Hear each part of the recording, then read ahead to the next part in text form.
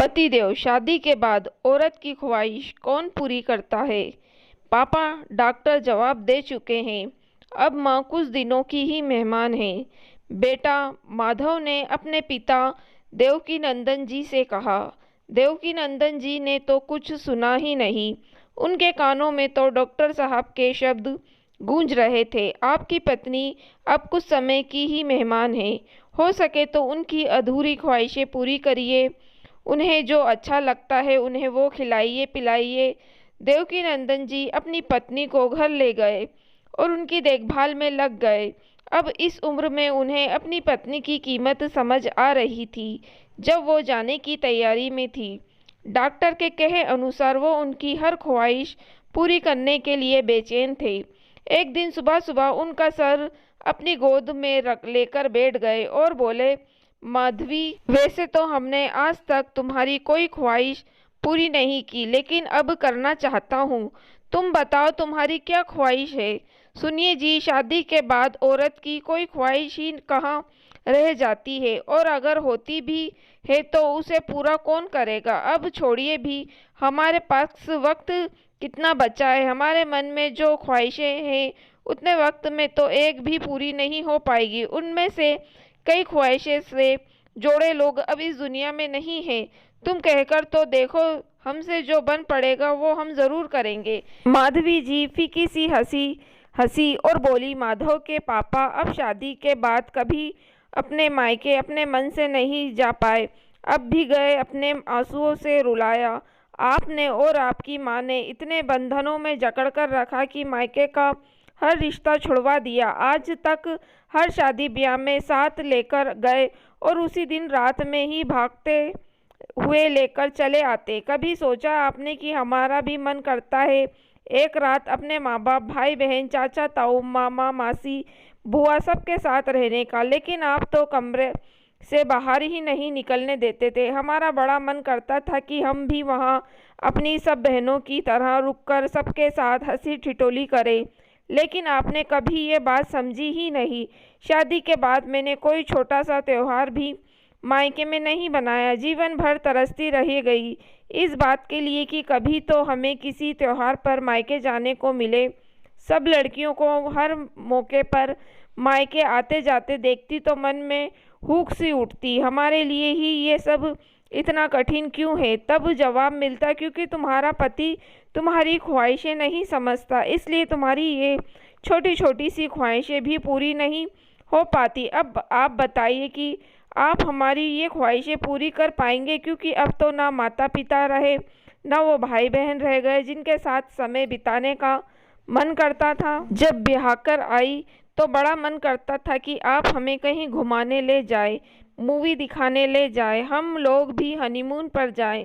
लेकिन आते ही घर गृहस्थी की बागडोर हमारे हाथों में सौंप दी गई। आपके साथ समय बिताने को, बातें करने को तरसती रह जाती, पर आप हमारे पास तक नहीं फटकते। आपका साथ बस चंद मिनटों का ही मिलता। आपका काम खत्म और आप करवट लेकर सो गए, फिर कोई मतलब ही नहीं रह जाता। आज्ञाकारी बेटे बनने के चक्कर में आपने हमेशा हमारी छोटी सी छोटी ख्वाहिशों को नज़रअंदाज किया। आपसे आपके मन की बात करने के लिए तरसती रह जाती, लेकिन जब तक काम समेटकर कमरे में आती आप सो चुके होते। अपने मन की बात किससे कहने जाती? सब कुछ अंदर ही अंदर चलता रहता, लेकिन आपको कभी पूछा तक नहीं। आपको याद होगा, हमारी बड़ी ख्वाहिश थी कि हम लोग फ़ोटो स्टूडियो चलकर एक तस्वीर खिंचवाएं, लेकिन जब आपसे कहा तो आपने साफ मना कर दिया।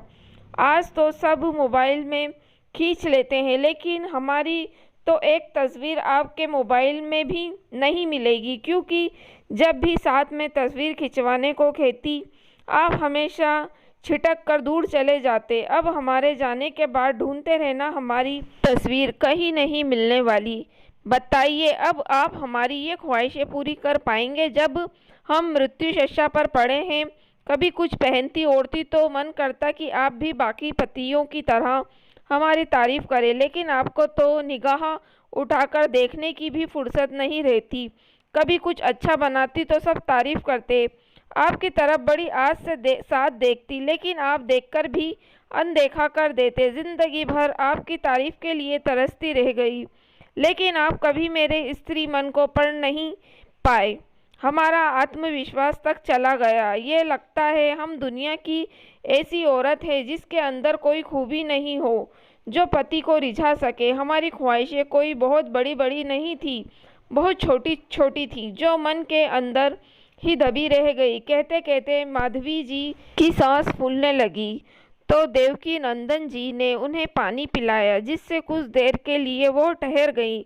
अब हमारे मरने के बाद आप हमारी एक ख्वाहिश ज़रूर पूरी करना, हमें खूब सजाना, हमारी मांग अपने हाथों से भरना और हमेशा खुश रहना, बस यही ख्वाहिश है। एक बात और माधव के पापा, जीवन साथी की ख्वाहिश पूरी करनी है तो जीते जी करिए, ऐसे मरते समय पूछकर उसका मजाक मत उड़ाइए। कहकर माधवी जी की गर्दन एक तरफ लुढ़क गई और वो हमेशा के लिए खामोश हो गई। देवकी नंदन जी फटक कर रोने लगे और बोले, तुमने बिल्कुल सही कहा, तुम हमेशा हमारी आंखों के सामने रही और हम हमेशा तुम्हारी अवहेलना करते रहे, कभी तुम्हारे मन की ख्वाहिशें समझने की कोशिश नहीं की।